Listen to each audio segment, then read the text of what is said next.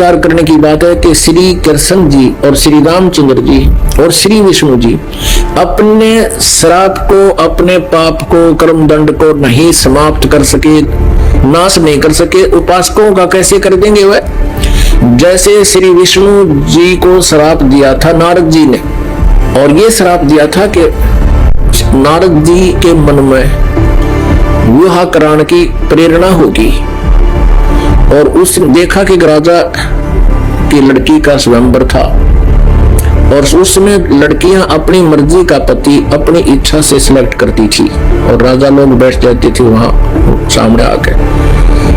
नारद जी ने विवाह कराने की सोची, और फिर सोचा भी मेरा विवाह कौन करेगा, मैंने तो कचकोला कढ़ा रखा है, इतनी मोटी चोटी सिर पे, और शकल भी ठीक कोई ना। तो उसने सोचा कि भगवान विष्णु से उनका स्वरूप ले लेता हूं।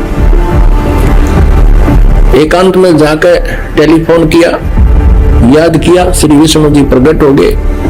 नारद जी ने कहा भगवान मैंने विवाह करवाना है और आप मना मत करिए, आज पहली बार आपसे कोई वस्तु मांग रहा हूं, मुझे आप हरि रूप चाहिए, मुझे हरि रूप चाहिए, अर्थात आपका सुंदर स्वरूप मुझे दे दे। श्री विष्णु जी ने कह दिया तथास्तु। अब उसका बंदर का मुंह लग गया, बंदर का, हरि माने बंदर भी होता है।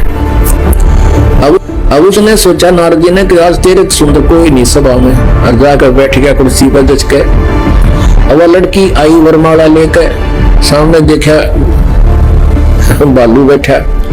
अब वह एक कदम पीछे से होकर आगे चली गई। नारद जी ने सोचा शायद लड़की की दृष्टि नहीं पड़ी मेरे ऊपर। वहां से उठकर एक और खाली चेयर थी दूसरे में, वहां जा बैठा। जो वहां से भी लड़की आगे निकल गई, नारद जी कहने लगा भाई ये अंधी है क्या? और दूसरे तो बोला, साथी ने उसको ये दिखा दिया दर्पण, अब देख अपनी शक्ल पे देख लिया, हमने डर लगे तेरे थे। तब उसने देखा जब दर्पण यानी अपनी शक्ल देखी, उसने बिना गिनती की गाली दे दी विष्णु भगवान को, नारद जी ने। और उसी समय विष्णु जी आ गए और विष्णु जी के गले में वरमाला उस लड़की ने डाल दी।